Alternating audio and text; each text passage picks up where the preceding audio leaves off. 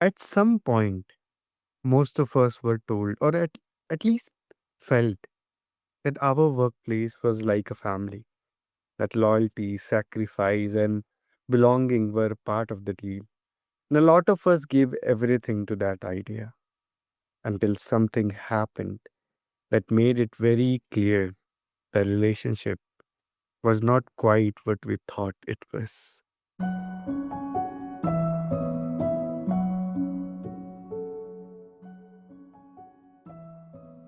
Welcome back to Healthy Mind, Healthy Life.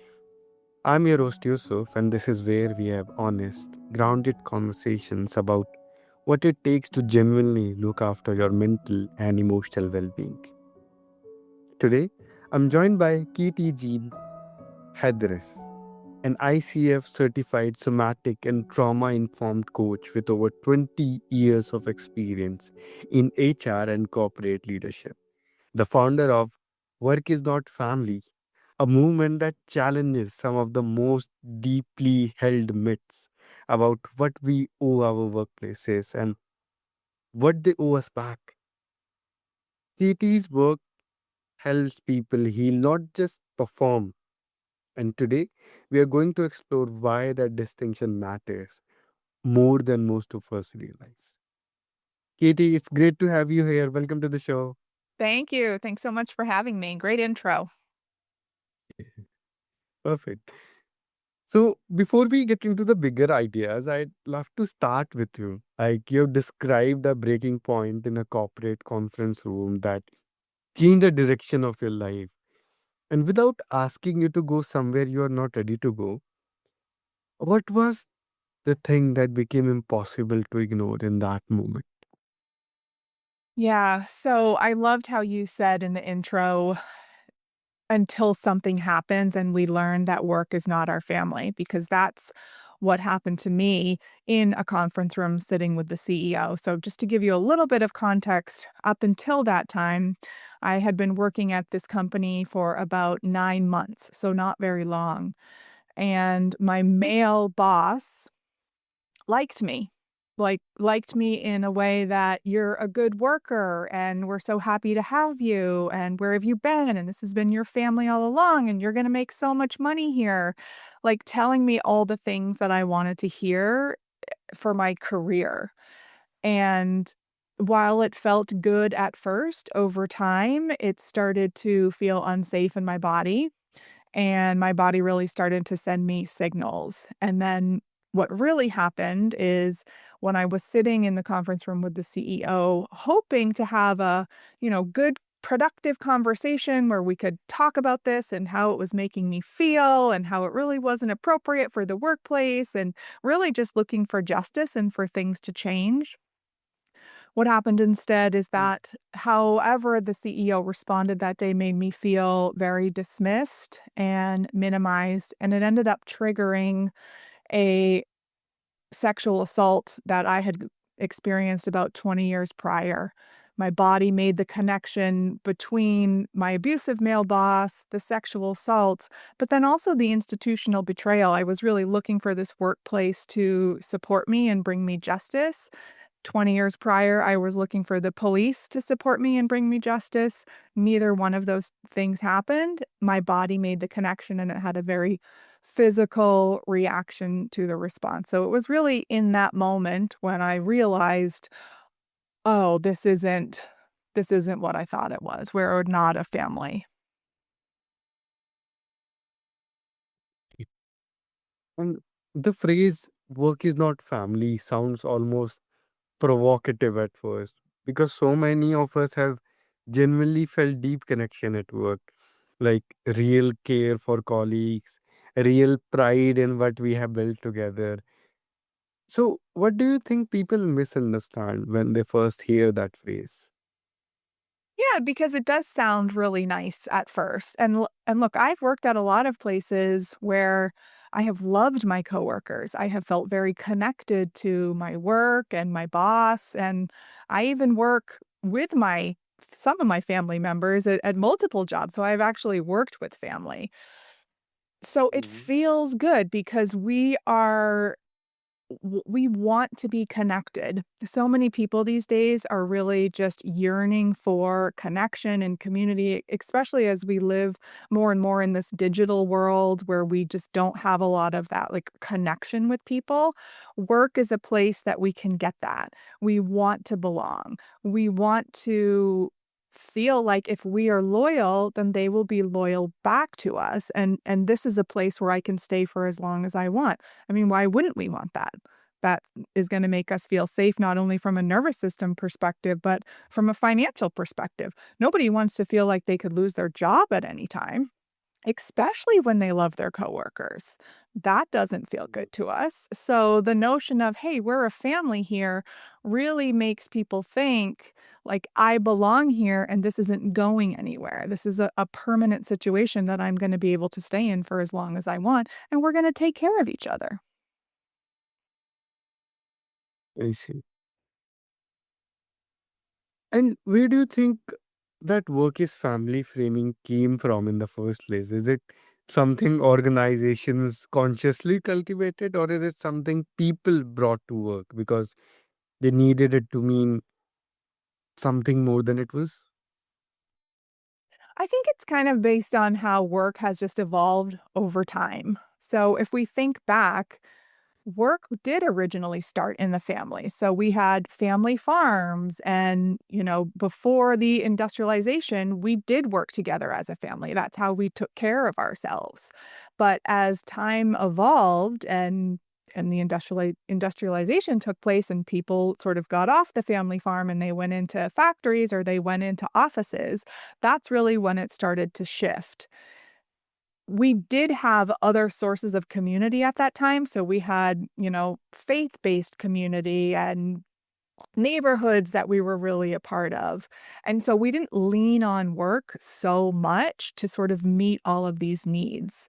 But again, as more and more time passed and work continued to evolve, it became much more transactional. People lost a lot of those other communities, and they really started to put a lot of that weight on their jobs. And at first, our employers, our employment system really leaned into that. Back in the day, people did just get a job and they worked there for 40 years and they got a pension and they got the gold watch. And that's really what people did. And there was a sort of mutual loyalty that existed. And I think that's really where the family language came into play. However, as work has continued to evolve and pensions went away and, mutual loyalty went away, employers are sometimes still leaning on that family language without really giving loyalty on their side. Let's see. And you know what I am hearing is that the problem is not caring about your work or your colleagues. It is when that caring gets used as a lever against you. When the language of family becomes the reason you are expected to give more than what is healthy or sustainable. And that is the thing that becomes the problem. Yeah, and I have a background in HR, and so I do view these conversations through the employer's lens and the HR lens as well. And I don't put all of that blame on the employer. Like, the employer's job is to run a business, and so they're gonna try to get as much work out of you as they can for the money that they pay you, and why is that wrong? You know, this is a system that is built for labor. It's not built for love, it's built for labor, and so your employer's job is to get that labor out of you. So, as employees, we have to take some ownership of how we show up at work. So, the work that I do is not about like employers are bad and hate your job. Like I don't really believe that. It's more about taking a look at how we show up, what we were taught about work, how we carry responsibilities in our bodies, the way that we are looking for work to meet our emotional needs. It's not their job. It's their job to get work out of you. So what's our job? It's our job is to show up and do that work, but we also have to learn how to protect our own well-being. Yeah. Katie, you work as a somatic trauma informed coach, which tells me you understand that the impact of difficult workplace experiences does not just stay in our heads, it lives in the body as well. So, what is underneath the surface for someone who has been in a high pressure, emotionally demanding work environment for a very long time? Yeah, great question. I mean, that's some of the work that I do with people and also what I experienced myself. So, having a sexual assault be triggered in the workplace was not something that I ever expected. That was something that was really buried deep inside of me. It wasn't even something that I thought about ever, or a lot, I should say, but something at work happened that brought it up. And that's the trauma piece of, what happens to people in these situations. The way I like to think about it is we really are absorbing. It's not necessarily stress, it's not necessarily burnout. For some people, it is. But the people that I work with are really just absorbing the emotions, the urgency, the dysfunction of everything around them. And that's because they learned to do that when they were kids in order to feel safe. So we have these lived experiences where our brain and our nervous system are like, okay, this wasn't safe. This wasn't a good thing. So, to make sure this doesn't happen again, let's do this. Let's figure out a way that we can protect ourselves. And so, for some people, that's people pleasing. For other people, that's being super independent, being highly responsible, being very capable. Those behaviors keep us safe and they can benefit us in a lot of ways. And at work, that can definitely benefit us being responsible, capable, competent, being the go to person, the problem solver. Those behaviors are a lot of reasons why high performers are high performers in the first place. What we don't always realize and what we're not always aware of is the reasons why we created those behaviors in the first place, why our system created those behaviors in the first place, can now come out at work, or work can take advantage of those. And before we know it, we're just in this like default habit loop. These behaviors are coming out on sort of a subconscious level, and we're not even aware that we're doing them. Sometimes they help us, sometimes they hurt us. And what you are describing is, I think a lot of people will quietly recognize this gap between how they look on the inside, capable, professional, getting on with it, and what is actually happening beneath. And the fact that there often is not a name for it makes it even harder to address. Yeah, and we're just not taught about it. Like, we're not really taught about the nervous system in school. When I was Yeah. struggling at work, I didn't know what was going on inside my body. I just knew that I felt really bad, and there was a lot of shame that came up for that.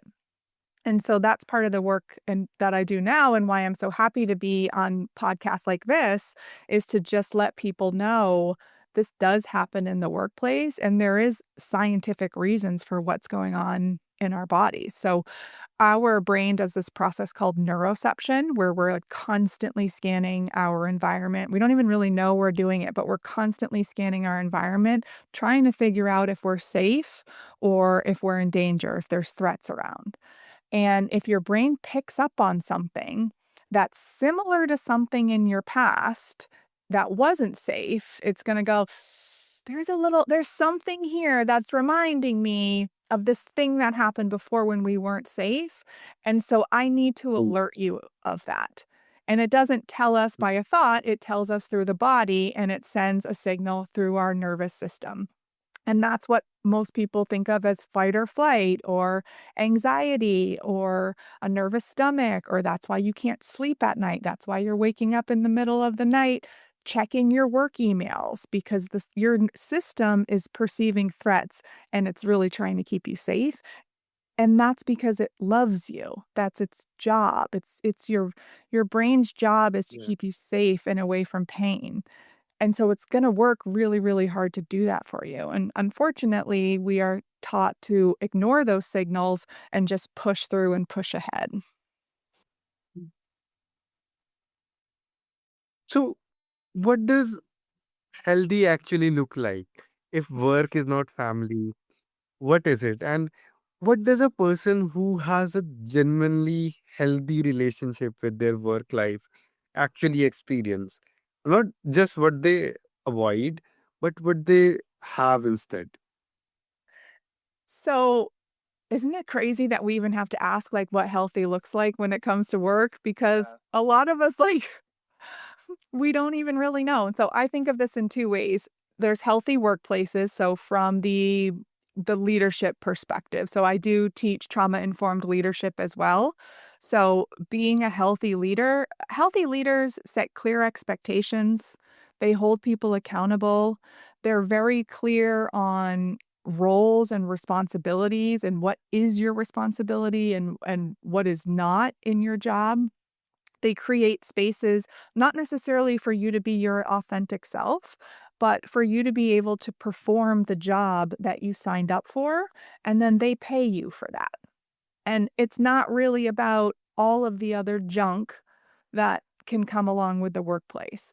It's really about, do you have the ability to perform your role that you agreed to do in an environment where you'd like to stay Mm. here? Sometimes it can really be like that simple from the workplace. And then from the employee's perspective, what I see a lot and what I used to do is we can really look to our employer and our job to meet our emotional needs. Like, I want to be my authentic self. I want to feel seen. I want to feel heard. I want my boss to know my heart. That's not your boss's job. That's not your workplace's job. And honestly, we as Yep. employees, we have to stop asking our workplace to meet our emotional needs. It's setting them up to fail. They can't do it. It's not their job. So we have to take responsibility for that. Wow. You know, that feels like a really grounded place to start because I think most people sometimes assume that change requires leaving, quitting, burning it all down. And what you are describing is something more interior, more immediate, a shift in how you understand the relationship itself.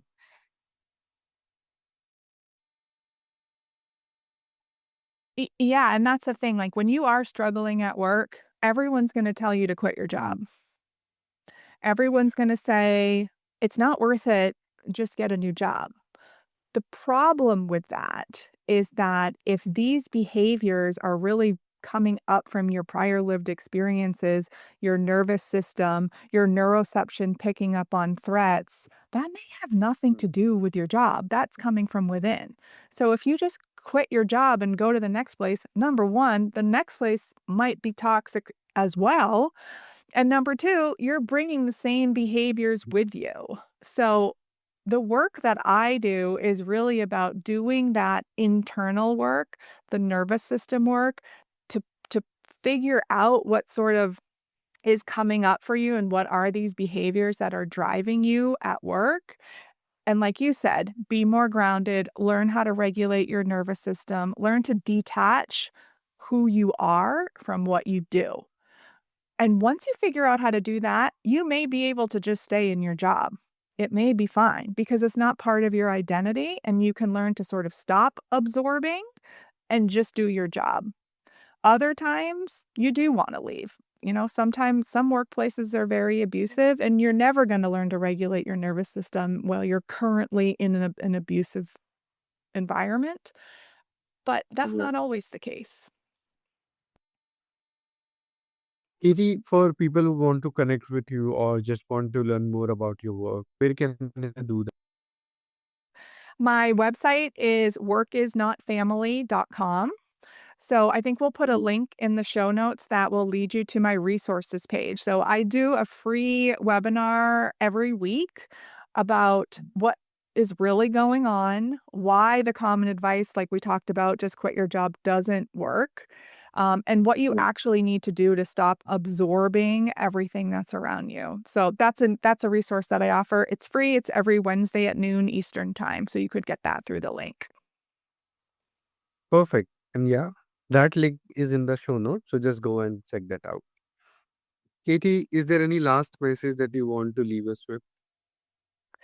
Last thing I'd like to say is that if you are really struggling at work right now, you will know if this is more than just stress or more than just burnout. If you are feeling really emotionally activated, if you are consumed by work, if it is affecting your ability to take care of your body, if it is affecting your relationship with your children or your marriage, I didn't know there was help out there. I had a hard time finding help out there. So that's why I created this work. So if you are in this position and you just feel alone and you want to talk to somebody about what's going on, please reach out to me. I'm on LinkedIn and you can send me a message there as well. Perfect. Kathy, thank you so much for your directions, your care, and for bringing such important and timely thinking to this show today. Thank you so much. Thank you for having me. It was great to be here. And to everyone listening, thank you for being here on Healthy Mind, Healthy Life. If this episode gave you language for something you have been carrying quietly at work, please share it with someone who needs to hear. Until then, remember, you are not your job, and that is not a limitation. That is actually your freedom.